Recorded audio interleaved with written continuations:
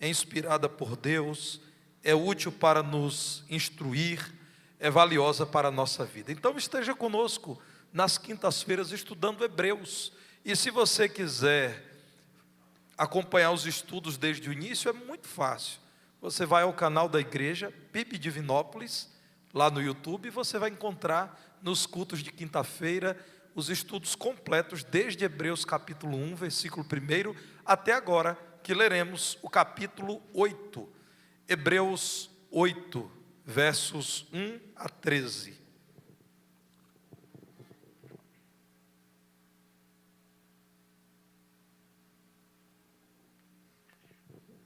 Diz assim a palavra do Senhor: Ora, o essencial das coisas que temos dito é que possuímos tal sumo sacerdote que se assentou à destra do trono da majestade nos céus, como ministro do santuário e do verdadeiro tabernáculo que o Senhor erigiu, não o homem. Pois todo sumo sacerdote é constituído para oferecer tanto dons como sacrifícios. Por isso, era necessário que também esse sumo sacerdote tivesse o que oferecer.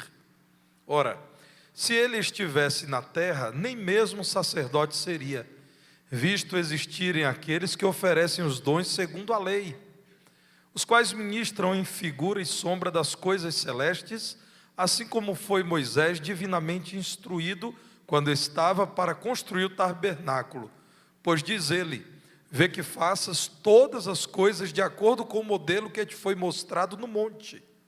Agora, com efeito, obteve Jesus ministério tanto mais excelente, quanto é ele também mediador de superior aliança, instituída com base em superiores promessas. Porque se aquela primeira aliança tivesse sido sem defeito, de maneira alguma estaria sendo buscado lugar para uma segunda. E de fato, repreendendo-os diz: eis aí vem dias, diz o Senhor, e firmarei nova aliança com a casa de Israel e com a casa de Judá. Não segundo a aliança que fiz com os seus pais, no dia em que os tomei pela mão para os conduzir até fora da terra do Egito, pois eles não continuaram na minha aliança, e eu não atentei para eles, diz o Senhor. Porque esta é a aliança que firmarei com a casa de Israel, depois daqueles dias, diz o Senhor, na sua mente imprimirei as minhas leis, também sobre o seu coração as inscreverei, e eu serei o seu Deus, e eles serão o meu povo. E não ensinará jamais cada um ao seu próximo, nem cada um ao seu irmão, dizendo: conhece ao Senhor, porque todos me conhecerão, desde o menor deles até o maior. Pois para com as suas iniquidades usarei de misericórdia, e dos seus pecados jamais me lembrarei. Quando ele diz nova, torna antiquada a primeira. Ora, aquilo que se torna antiquado e envelhecido está prestes a desaparecer. Mantenha a sua Bíblia aberta nesse texto da palavra do Senhor, que estudaremos com o título de A Maior Aliança. O maior pacto, o maior testamento, o maior acerto, o maior contrato, o maior combinado que Deus pôde oferecer aos homens, àqueles que nele creem. Meus irmãos, portanto, hoje estamos estudando o 8º capítulo. E aqui nesse capítulo está o eixo espiritual da Epístola aos Hebreus. Está, irmãos, o eixo de todo o ensino dessa carta. Vejam no versículo 1, quando o autor diz assim: o essencial de tudo que tem sido dito até aqui, das coisas que temos dito, é que possuímos tal sumo sacerdote que se assentou à destra do trono da majestade nos céus. O essencial de tudo é sabermos que temos Jesus, que não é um sacerdote humano, que aqui na terra, até que chegue à morte, com os seus dons, oferece a Deus sacrifício em nome dos homens, sendo esse sacerdote humano imperfeito. A palavra de Deus nos diz que o centro da Epístola aos Hebreus, uma carta endereçada a muitos cristãos por volta do ano 60 depois de Cristo, que tinham origem judaica, vocês em Cristo encontraram uma oferta superior a qualquer outra que Deus já possa ter feito na história de Israel a vocês. Deus estabeleceu o mesmo conteúdo. O conteúdo das alianças de Deus, irmãos, para o seu povo é o mesmo, nunca mudou. Deus é o Senhor de Israel, Israel é o povo de Deus. E aqui por Israel, leiam também a igreja de Cristo, que no Novo Testamento é também chamada de o Israel de Deus. Por Israel, então, compreenda o povo de Deus. O conteúdo da aliança sempre foi esse: existe um Deus do povo, e esse povo tem um Deus, e deve amá-lo, obedecê-lo e servi-lo, reconhecendo o seu amor, a sua bondade, a sua santidade, a sua boa vontade com o seu povo. Mas, de todas as alianças, aquela que Deus faz conosco em Cristo é a maior, é superior, porque é o próprio Deus que se faz carne e vem a esse mundo. Por exemplo, irmãos, quais outras alianças o Senhor já havia proposto ao seu povo? Nós podemos lembrar da aliança em Adão. O Senhor chama Adão e diz: Adão, vem caminhar comigo, vem vivenciar um relacionamento comigo o tempo todo. Adão pecou contra o Senhor. E por Adão, entendam aqui, irmãos, que eu estou falando da humanidade, porque ele é o primeiro de todos aqueles que nos incluem, que pecamos contra o Senhor. Um segundo exemplo de aliança, Noé. Deus chamou Noé e disse: Noé, afaste-se do pecado, rompa todo e qualquer compromisso que você tenha com a geração pecaminosa, a sua geração, obedeça a minha palavra e você será beneficiado com os meus planos. Deus chama Noé e estabelece em Noé um pacto, uma aliança, recomeçar a criação a partir do justo. Noé era um homem justo, um homem que andava com Deus. Mas nós vemos na palavra de Deus que os descendentes de Noé pecaram contra o Senhor e Noé também pecou. Outro exemplo, Abraão. Deus chama Abraão e diz: Abraão, sai da sua terra, do meio da sua parentela e vai para uma terra que eu te mostrarei. E se você vier a me obedecer, eu te abençoarei de tal modo que eu vou multiplicar a sua semente de modo grandioso. Abraão também peca, o pai da fé. Abraão pecou algumas vezes, segundo a palavra de Deus. Inclusive, com dificuldade para crer que Deus iria resolver o problema da dificuldade que a sua esposa, já muito idosa, tinha com a gestação. Sara era estéril. Todas essas alianças, irmãos, são convites de Deus. Um Deus de amor e de graça, que diz ao homem: eu tenho algo bom para você, caminha comigo, anda na minha presença, prova da minha bondade. E o homem, irmão, sempre recebendo do Senhor o melhor e devolvendo ao Senhor com desobediência. Então Deus, cheio de graça e misericórdia, usou profetas seus no Antigo Testamento para dizer: um dia será dada a maior aliança ao homem, um dia será ofertada uma aliança superior. Observem a profecia de Jeremias, capítulo 31, versos 31 a 34. Jeremias 31, eu quero destacar 4 versículos, 31 a 34, que diz-nos assim. Olha a profecia de Jeremias: eis aí vem dias, diz o Senhor, em que firmarei nova aliança. Observe o adjetivo, irmãos. Uma aliança, como já propus outras, mas essa será diferente, será inédita. Haverá algo que tornará essa aliança nova.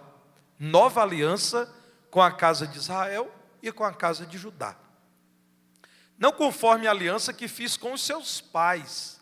Nos pais aqui incluam Adão, Noé, Abraão, Davi e tantos outros. No dia em que os tomei pela mão, para os tirar da terra do Egito. Então os pais desse povo, que povo? O povo de Israel, aquele que o Senhor tirou da terra do Egito. Porquanto eles anularam a minha aliança, não obstante eu os haver desposado, diz o Senhor.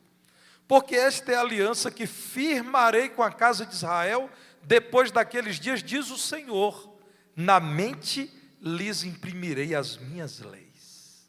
Irmãos, que coisa linda. O Senhor diz: eu dei para o meu filho Moisés, que liderou vocês na saída do Egito, tábuas de pedra. Agora será nas tábuas do coração e da mente que eu vou escrever a minha lei. Vocês tiveram grande dificuldade de me obedecer a olhar para as tábuas de pedra que eu dei a Moisés. Então eu farei uma cirurgia, eu vou colocar no coração e na mente de vocês, para que vocês compreendam e amem a minha lei, como não conseguiram até hoje. Na mente lhes imprimirei as minhas leis, também no coração las inscreverei. E aí o Senhor diz: só assim será possível de fato que vocês tenham uma aliança maravilhosa comigo, em que eu serei o seu Deus e vocês serão o meu povo. Verso 34: não ensinará jamais cada um ao seu próximo, nem cada um ao seu irmão, dizendo: conhece ao Senhor. Dizendo assim, irmãos, o profeta Jeremias está dizendo: vocês já falaram tanto uns para os outros, conheça a lei do Senhor, e vocês não conseguem obedecer a lei. Vocês não dirão mais isso, porque todos me conhecerão, desde o menor até o maior deles, diz o Senhor, pois perdoarei as suas iniquidades, e dos seus pecados jamais me lembrarei. O Senhor diz: virá um dia em que Deus irá oferecer a vocês uma aliança nova, melhor. Ele dará a vocês no coração e na mente desejo de amá-lo e servi-lo. E essa nova aliança será marcada por uma graça sem igual. Ele perdoará vocês de todas as iniquidades que cometeram. Haverá um meio para que vocês sejam definitivamente perdoados. Isso é uma profecia acerca da aliança em Jesus. Olhem de novo para Hebreus no capítulo 8, lá no verso 7, o autor diz assim: se aquela primeira aliança, e aqui ele está falando da aliança no Sinai com Moisés, recebendo a lei de Deus, se aquela primeira aliança tivesse sido sem defeito, de maneira alguma estaria sendo buscada lugar para uma segunda. Não é que a aliança do Sinai, quando Moisés recebeu a lei de Deus, não teve valor, teve valor, mas ela teve defeito porque o homem não deu conta de obedecer, de cumprir. Então o Senhor está dizendo: houve um defeito ali, não que Deus tenha se surpreendido, mas porque Ele estava ensinando o homem o caminho correto. Primeiro o Senhor diz: aqui está uma lei boa, e a palavra de Deus diz isso, que a lei de Deus era boa, obedeçam. O homem não teve poder para obedecer à lei de Deus, por isso ela é chamada de uma aliança defeituosa. Acerca disso, irmãos, notem o que diz Deuteronômio capítulo 5, verso 29. Deuteronômio 5, 29 diz assim: quem dera que eles tivessem tal coração, que me temessem e guardassem em todo o tempo todos os meus mandamentos, para que bem lhes fosse a eles e a seus filhos para sempre. O Senhor diz por meio de Moisés: quem dera que o meu povo, que reconhece que a minha lei é boa, me amasse, de tal modo que guardasse todos os meus mandamentos no coração. Quem dera, se eles guardassem a minha lei no coração, a ponto de obedecerem, a primeira aliança do Sinai seria perfeita, mas os homens não conseguiram fazer assim. Deuteronômio capítulo 30, verso 14. Pois esta palavra está muito perto de ti, na tua boca e no teu coração, para a cumprires. O Senhor diz: vocês já conhecem a lei, vocês recitam a lei, vocês até dizem que amam a lei, agora cumpram. Meus irmãos, eu preciso citar também o Salmo 119, verso 11. O Salmo 119 é uma coleção de 176 afirmações acerca da excelência da palavra de Deus. No versículo 11, o salmista diz assim: guardo no coração as tuas palavras para não pecar contra ti. A pergunta que eu faço a vocês é possível ser cristão apenas compreendendo a doutrina cristã? Apenas do ponto de vista intelectual, concordando que a doutrina cristã é boa? Não, não é possível. Irmãos, eu conheço muitas pessoas, e hoje conheci mais uma, que já estiveram na igreja de Cristo em algum momento, leram a Bíblia, declararam fé em Jesus, mas hoje tem Bíblia e não abrem, não participam da reunião de nenhuma igreja de Cristo, não estão vivendo uma vida cristã na prática. Irmãos, o nosso cristianismo não pode ser tão somente intelecto.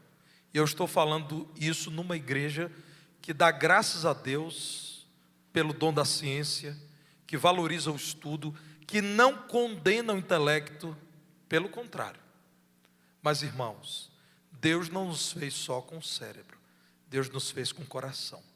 Mente e razão precisam ser colocados diante de Deus. O grande avivalista John Wesley dizia que nós devemos pedir a Deus fogo na mente e no coração.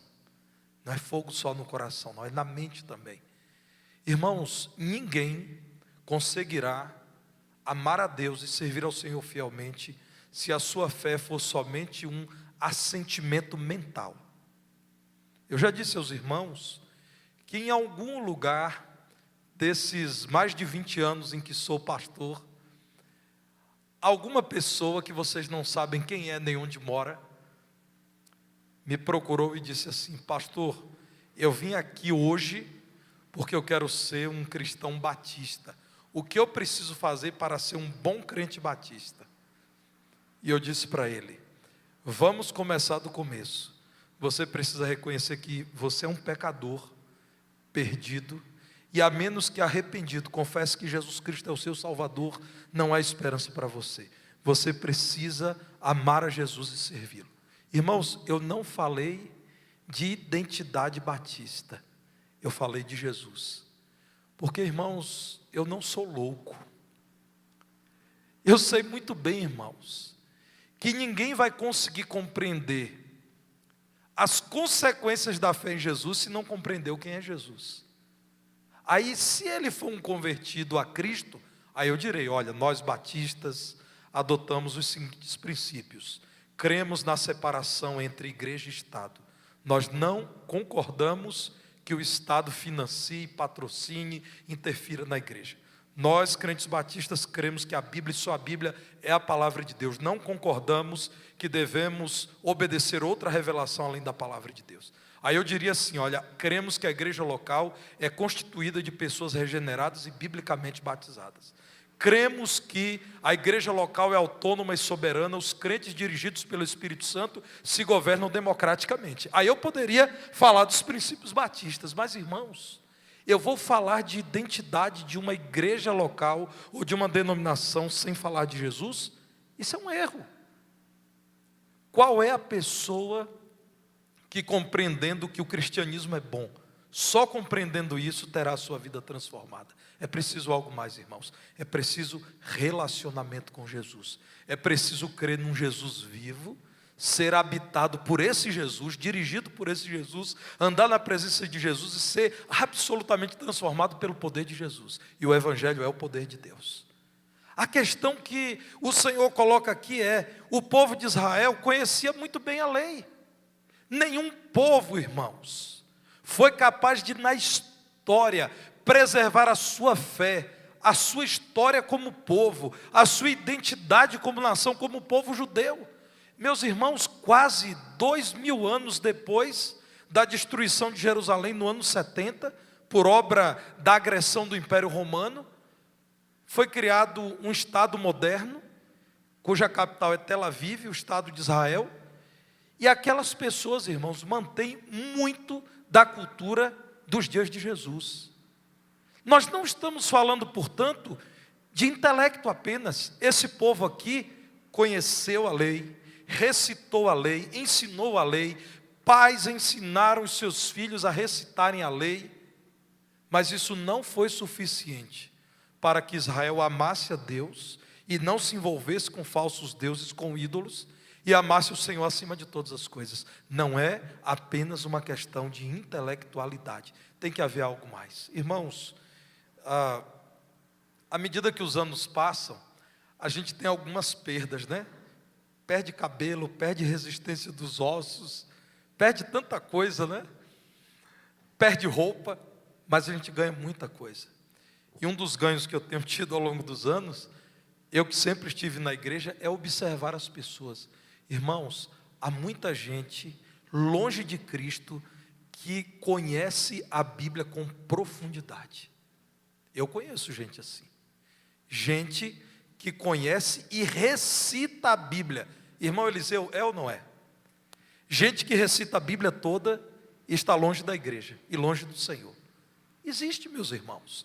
Então a palavra de Deus está dizendo que em todas as outras alianças Deus fez algo bom. Deus chamou e amou o seu povo e disse: olha, eu tenho aqui uma lei para vocês. Obedeçam e recebam a recompensa, o resultado de toda essa boa lei. O Senhor então disse: agora é para valer, vamos vivenciar a aliança. O que o povo fez? Desobedeceu, rejeitou, esqueceu, detestou a lei de Deus. O Senhor não se enganou ao fazer essas primeiras alianças. Ele quis ensinar ao homem o que o homem precisa. Deus foi, irmãos, graciosamente dizendo: vocês estão vendo que sozinhos não vai? Vocês estão vendo que só pela boa vontade de vocês não dá certo? Vocês estão vendo que só calcular lá na mente de vocês que o melhor é a palavra de Deus não é suficiente, que tem que haver algo a mais? Deus então, irmãos, oferece uma maior aliança, inédita, baseada na iniciativa de Deus, oferecida por Deus. Vejam Hebreus 8, versos 8 e 9, o que é que diz aí o autor?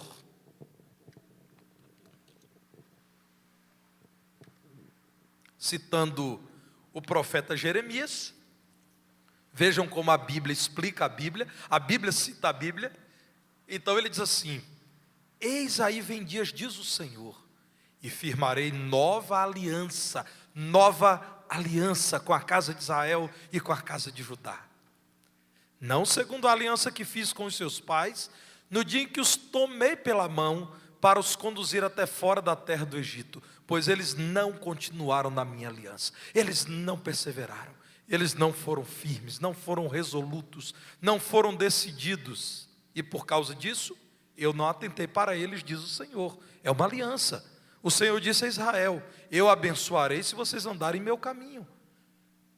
Talvez alguém diga: mas Deus foi muito duro. Não, Deus é santo, irmãos. Como Ele vai abençoar um caminho equivocado? Como Deus abençoaria Israel nos seus descaminhos? Deus preparou com sabedoria e paciência a apresentação de uma maior e melhor aliança. E porque ela é a maior de todas as alianças, aquela do Calvário, em que o próprio Deus, na pessoa de Jesus, se oferece por nós. Porque Jesus é um sacerdote superior. Ele, irmãos, não é como um sacerdote da terra, ele é celestial. Com quem os sacerdotes de Israel aprenderam o seu ofício? Com quem Davi e Salomão aprenderam acerca da construção do tabernáculo, do templo do Senhor? Com o próprio Deus, que dos céus revelou a sua vontade. Em Hebreus 8:1 é dito que Jesus é tal sumo sacerdote que já estava assentado à direita do trono na majestade nos céus. Irmãos, Moisés recebeu do céu as orientações. Quando o Senhor disse: Moisés, é necessário que o homem compreenda que o pecado tem um preço. Então, se o homem vier a pecar, ele precisará sacrificar. Quando o Senhor disse: Moisés, é necessário que os homens saibam que Deus é santo e eles não podem se aproximar diante de Deus sem que sejam perdoados, são conceitos celestiais que Deus dá a Moisés. Vejam João 3,31, o que Jesus diz dele mesmo e que muitos judeus odiavam ouvir isso, irmãos. João 3,31, Jesus diz assim: quem vem das alturas, Jesus está falando dele, certamente está acima de todos. Jesus diz: eu estou acima do sumo sacerdote de Jerusalém, eu estou acima dos ritos, dos sacrifícios, do culto, do templo de Jerusalém. Que vem da terra, quem vem da terra é terreno e fala da terra. Quem veio do céu está acima de todos. Jesus Cristo está acima de todos, porque Ele é um sumo sacerdote celestial. Antes de existir qualquer aliança do Senhor com Israel, antes de existir o templo, a lei, o culto, o sacerdócio, os pactos, as promessas, Jesus já existia porque Ele sempre foi Deus. Essa é uma aliança maior e melhor, porque Jesus Cristo é, meus irmãos, modelo para os sacerdotes da terra e não o inverso. Vejam em Hebreus 8,5, que é dito que os sacerdotes aqui da terra ministram em figura e sombra das coisas celestiais. Eles imitam aquilo que Deus do céu revela, como Moisés divinamente foi instruído quando estava para construir o tabernáculo. Nós então estamos falando não de uma aliança que os homens construíram, mas uma que Deus construiu nos céus. E dos céus Ele veio e ofereceu-se a si mesmo como sacrifício santo. Em Hebreus 8,3 é dito que todo sumo sacerdote é constituído para oferecer sacrifícios. Mas existe um que ofereceu a si mesmo como o maior e melhor de todos os sacrifícios. Jesus é Deus que veio a esse mundo, se fez homem, foi tentado, sofreu rejeição, foi humilhado, padeceu sob autoridades injustas e cruéis e nunca pecou.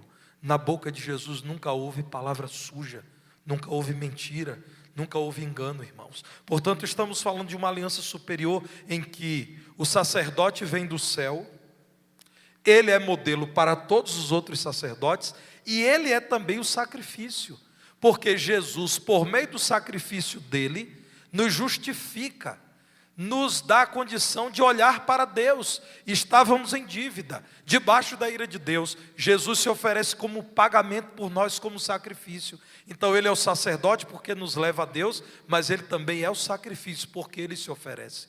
João Batista diz, ao ver Jesus: eis o Cordeiro de Deus que tira o pecado do mundo. Nós estamos falando da maior aliança, a aliança que Deus faz em Jesus, quando Ele diz: até aqui ninguém foi capaz de obedecer os meus mandamentos fielmente. Então o Senhor vem à terra, se oferece em sacrifício por nós e depois nos dá o seu Espírito. E aí sim, irmãos, nós estamos falando da maravilha da vida cristã. Do modo geral, as religiões do mundo falam de pessoas que vão em busca dos seus deuses.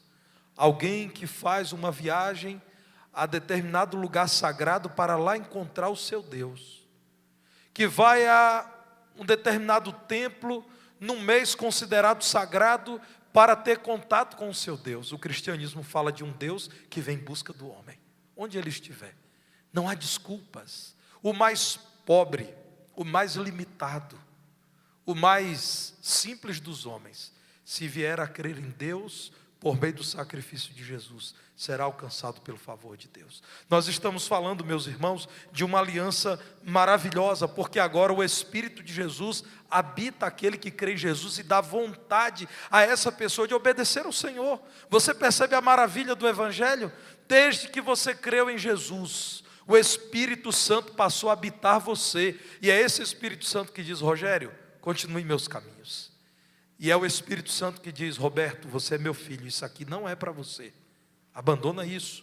É o Espírito Santo habitando que todos os dias diz ao Vitor: continua na minha presença. É esse Espírito Santo que dá ao Regis prazer e não apenas dever nos caminhos do Senhor. Irmãos, essa doutrina é revolucionária. Do modo oficial ou sistemático, nós chamamos isso de sacerdócio universal dos crentes. Todo crente é um sacerdote diante de Deus, porque Deus habita nele pelo Espírito Santo. Irmãos, não é preciso o pastor ou os pastores, que é o caso da nossa igreja, caminharem pelas ruas de Divinópolis patrulhando os crentes. pastor Igor, pastor Petrônio, Rogério, saiam por aí à noite fiscalizando se existe algum crente se embebedando. Isso não é necessário, irmãos. Irmãos, que loucura seria isso? Nós cremos que crentes verdadeiros são vigiados pelo Senhor o tempo todo. Esses crentes prestam contas a Deus o tempo todo. Eles estão na presença de Deus, eles têm o temor de Deus. Deixe o crente livre. Se ele é crente em Jesus, ele andará nos caminhos do Senhor Jesus. Se ele não for crente, irmãos, não vai dar certo. Não vai dar certo confiar na decisão do coração humano. A menos que alguém creia em Jesus e creia de modo tão verdadeiro, a ponto de Jesus dar o seu Espírito Santo, ele não conseguirá ser cristão. Nesse mundo mal, não conseguirá. Nesse mundo que odeia Cristo, não conseguirá.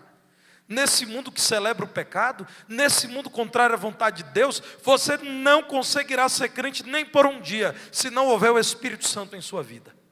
Somente pelo Espírito Santo. Tire o Espírito Santo e não existe cristão.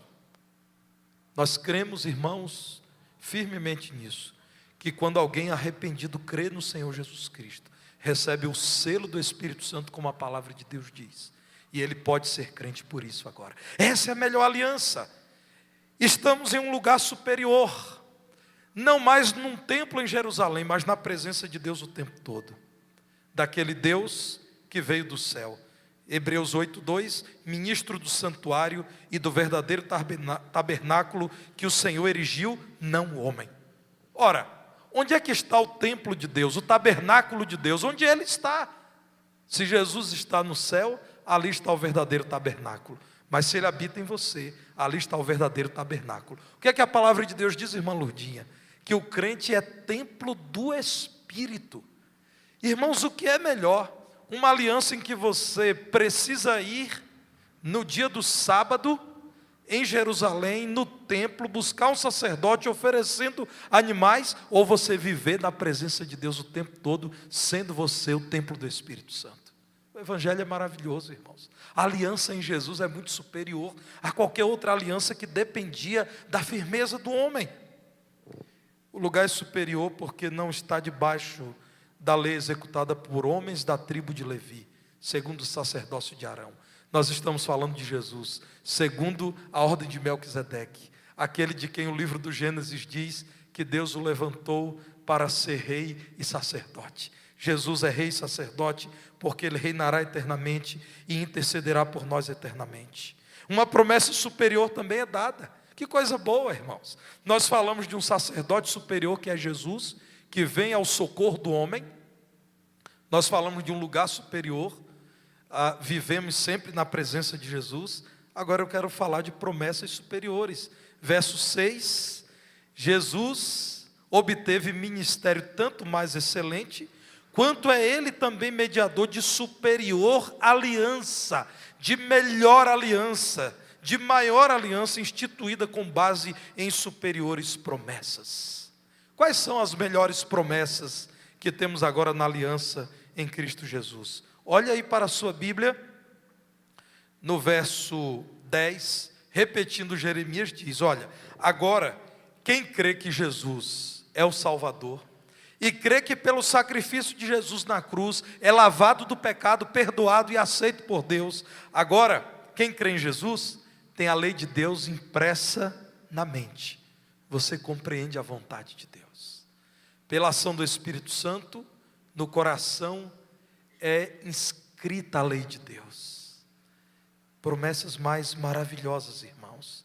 Vejam no versículo posterior, versículo 11, quando a palavra do Senhor diz ainda algo mais maravilhoso: todos me conhecerão, desde o menor deles até o maior. Em Israel, meninos e meninas não eram contados. Os meninos tinham que ser apresentados aos 12 anos. Havia uma série de restrições. Todos os que vierem a crer em Cristo, desde o menor deles até o maior, conhecerão o Senhor. O Espírito Santo habitando e fazendo essa pessoa compreender a vontade do Senhor. Veja o próximo versículo, quando o Senhor diz que por meio de Jesus Ele usará de misericórdia. Usarei de misericórdia para com as suas iniquidades. Todo aquele que busca o Senhor Jesus Cristo é por Ele perdoado. Irmãos, a aliança contempla uma promessa superior.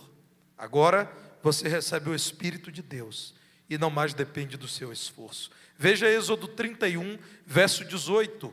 O livro do Êxodo, um dos livros de Moisés, capítulo 31, verso 18. Diz assim a palavra de Deus: tendo acabado de falar com ele no Monte Sinai, Deus deu a Moisés as 2 tábuas de testemunho, tábuas de pedra escritas pelo dedo de Deus. Escritas por Deus, mas não no coração do homem. Eram tábuas de pedra. Vejam, irmãos, ainda em Êxodo, capítulo 34, versos 27 e 28. Disse mais o Senhor a Moisés: escreve estas palavras, porque segundo o teor destas palavras, fiz aliança contigo e com Israel. E ali esteve com o Senhor 40 dias e 40 noites. Não comeu pão, nem bebeu água, e escreveu nas tábuas as palavras da aliança, as 10 palavras, as 10 leis, ou os 10 mandamentos. Agora vejam, irmãos, Números capítulo 11, versículo 29, a agonia de Moisés, ao ver que o povo de Deus tinha a lei de Deus, mas não era capaz de viver na presença de Deus. Números 11, 29, porém Moisés lhe disse: tens tu ciúmes por mim? Isso ele está falando para Josué. Tomara, Josué, que todo o povo do Senhor fosse profeta, que o Senhor lhes desse o seu Espírito. Louvado seja o nome do Senhor. Isso se cumpriu, irmãos, no derramamento do Espírito, relatado em Atos, no capítulo 2. Sempre ali vemos uma referência ao profeta Joel, mas nós podemos dizer que também está sendo cumprida a promessa, ou a expectativa de Moisés. Moisés disse: Josué, isso é bobagem, Josué. Você está achando ruim porque alguém está falando em nome de Deus? Se todo mundo um dia vier a receber o Espírito Santo de Deus. Vejam Atos capítulo 2, versos 16 a 18. Quando a igreja de Jesus nasce, é dito que se cumpriu o que foi dito por intermédio do profeta Joel. Acontecerá nos últimos dias, na era da igreja, nos últimos dias, diz o Senhor, que derramarei do meu Espírito sobre toda a carne. Vossos filhos e vossas filhas profetizarão. Segundo a palavra de Deus, 1 Coríntios 14, 3, o que profetiza fala aos homens para edificação, exortação e consolação.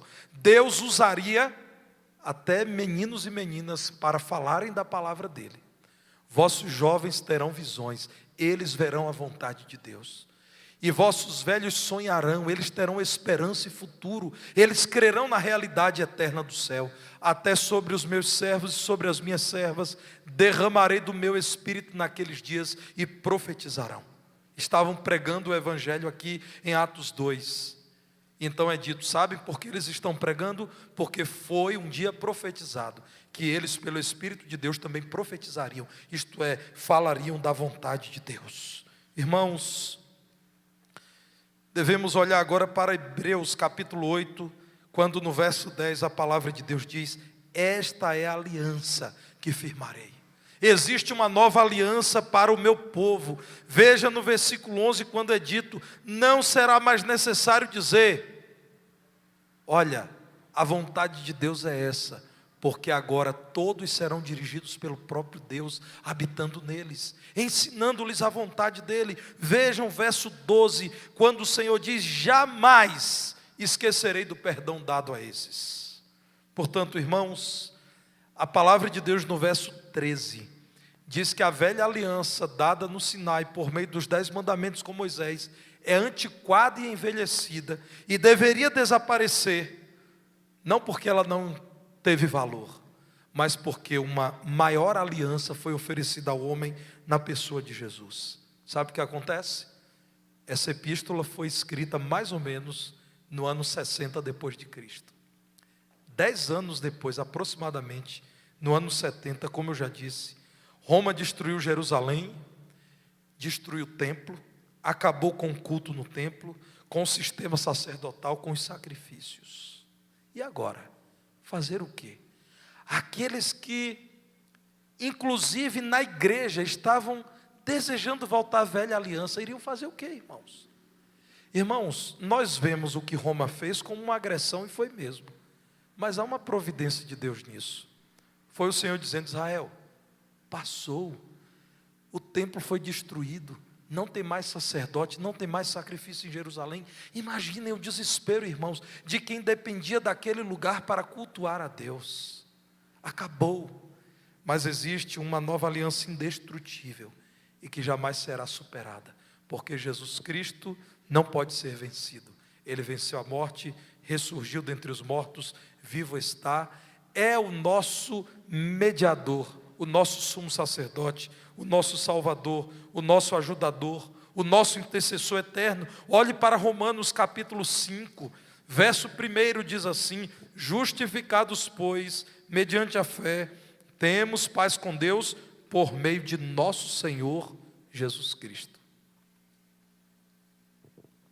por intermédio de quem obtivemos igualmente acesso pela fé, não por seus esforços, pela fé a esta graça. O que é fé? É confiar em Deus, é depositar em Deus toda a sua segurança, a esta graça da qual estamos firmes e gloriamo-nos na esperança da glória de Deus. Vamos até o verso 11. Não somente isto, mas também nos gloriamos nas próprias tribulações, sabendo que a tribulação produz perseverança, e a perseverança, experiência, e a experiência, esperança. Ora, a esperança não confunde, porque o amor de Deus é derramado em nosso coração pelo Espírito Santo que nos foi outorgado. Aconteça o que acontecer, não nos desesperaremos, porque Deus, pelo Espírito que nos habita, nos consola, nos orienta, nos dirige. Porque Cristo, quando nós ainda éramos fracos, pecadores, morreu a seu tempo pelos ímpios. Dificilmente alguém morreria por um justo, pois poderá ser que pelo bom alguém se anime a morrer. Mas Deus prova o seu próprio amor para conosco, pelo fato de ter Cristo morrido por nós, sendo nós ainda pecadores. Como diz o antigo hino, se isso não for amor, irmãos, o céu não é real. Se isso não for amor, o oceano secou. Não há estrelas no céu, as andorinhas não voam mais, não há mais lógica. Se não considerarmos que um Deus de amor e santidade se fez carne, veio a esse mundo e se entregou por pecadores, então não faz mais sentido falar em amor. Isso é amor. Esqueça qualquer ideia de amor que você tenha. Amor é isso. Logo, muito mais agora, sendo justificados pelo seu sangue, seremos por ele salvos da ira. Porque se nós, quando inimigos, fomos reconciliados com Deus, mediante a morte do seu Filho, muito mais, estando já reconciliados, seremos salvos pela sua vida. E não apenas isto, mas também nos gloriamos em Deus por nosso Senhor Jesus Cristo, por intermédio de quem recebemos agora a reconciliação. A nova aliança é indestrutível, jamais será superada, porque Jesus reinará eternamente como Senhor e servirá eternamente o seu povo no céu. Vejam o último versículo, Apocalipse capítulo 21, verso 22. Meu irmão, que versículo extraordinário. Apocalipse 21, 22. Nela onde? Na cidade que João viu, Deus revelou ao apóstolo João a Nova Jerusalém, o céu. Revelou o suficiente para sabermos que o céu é real. E olha o que João diz: nela, na cidade celestial, não vi santuário. Que coisa maravilhosa, irmãos. Vocês lembram de Israel sofrendo porque não tinha um santuário, uma construção física para adorar a Deus? Pois saibam que isso era passageiro, era só para fazer com que o homem entendesse a importância de cultuar a Deus, de buscar a Deus e de pedir perdão pelos seus pecados. Mas aquilo não é eterno. Lá no céu eu não vi santuário, porque o santuário é o Senhor, o Deus Todo-Poderoso e o Cordeiro. Irmãos, para que santuário? Se estaremos diante de Deus, adorando a Deus face a face. Portanto, a nova aliança é: creia em Jesus Cristo, seja salvo, receba o Espírito dele, e o Espírito dele dirigirá você hoje e eternamente. Que Deus nos abençoe e nos ajude sempre a celebrar a maior aliança. Ouça com atenção a última canção deste culto.